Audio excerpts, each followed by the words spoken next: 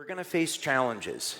And when we think about making plans in life, I think about the story of Gideon. So Gideon lived several thousand years ago.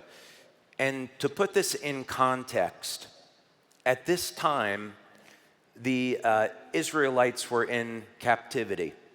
And they used to hear stories about Moses rescuing them, God delivering them, but they were living in captivity and they were being oppressed by a group of people called the Midianites. And the Midianites had a huge army, 120, 130,000 people at least.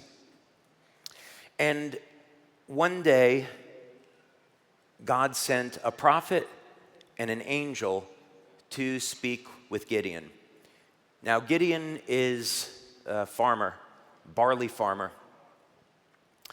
And the angel addresses Gideon and calls him a mighty man of valor.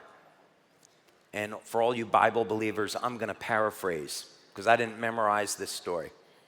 So I'm just going to paraphrase. And Gideon is thinking, not only am I a lowly farmer, but I'm the lowest in my family. I'm not going to be delivering anybody. But God promises that if Gideon is faithful, he's going to deliver his people. So God says, well, I want you to do something. My people are worshiping a false god. They're worshiping Baal. So I want you to destroy that altar. And Gideon is really scared because he knows this is something that he could die doing, but he goes ahead and he does it anyway. And because he wants to listen to the Lord. So the people want to kill Gideon. And Gideon's father says, well, if Baal is so powerful, let him kill Gideon. And that's how he was saved. So the Midianites, their army approaches, 120, 130,000 people, and Gideon has to raise an army. So he raises an army of 32,000 people. So the odds are at least 4-1 against him. And God says, you know what, Gideon, if you go to battle and you win, you're going to think that your men were really good soldiers and that you were the ones that defeated the Midianites. So you have to know that it's me, the Lord, that's conquering the Midianites. So here's what I want you to do. I want you to tell your army, anybody that's scared, anybody that's afraid, go ahead and go home. And so 20,000 men go home. Now it's 12,000 against that 130,000. And then God says, you know what, Gideon? You still have too many people. Here's what I want you to do. I want you to go down to the water, and I want you to ask your people to take a drink of water. And some of them are going to get down on their knees, and they're going to lap water into their mouths like a dog, and the others are going to scoop water into their mouth. I want you to separate people based on that.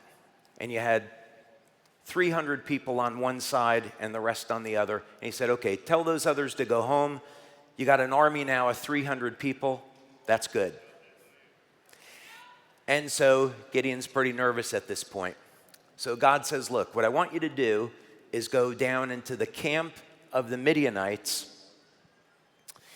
and I want you to hear what they're saying. So he goes down in the middle of the night, and some people are waking up that have had dreams. They're all having the same dream, that they go to battle with Gideon, and they lose, and they're delivered into the hands of Gideon.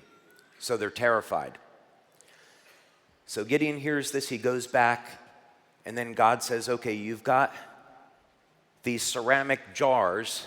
What I want you to do is break the jars, blow the trumpets, and yell.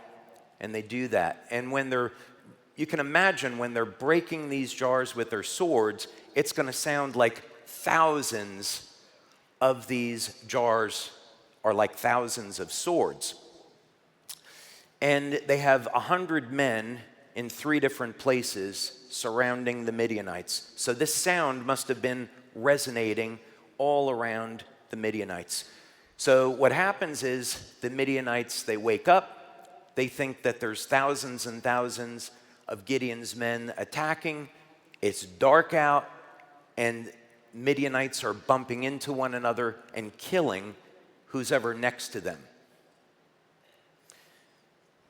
We can have plans in life, but they're never going to be as good as God's plan.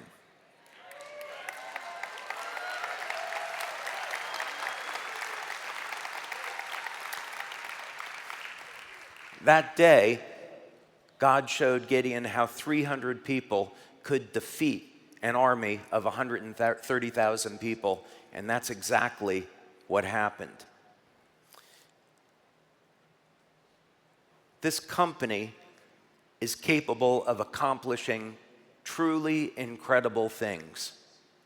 I can tell you about all of the plans that I have for this company, the technology that we've been blessed with, what we're doing to support you with manufacturing and marketing. We can talk about all those things, but we're a company that's going to change the world, and we're going to make this world a better place. And this company is best served if we let God do the planning.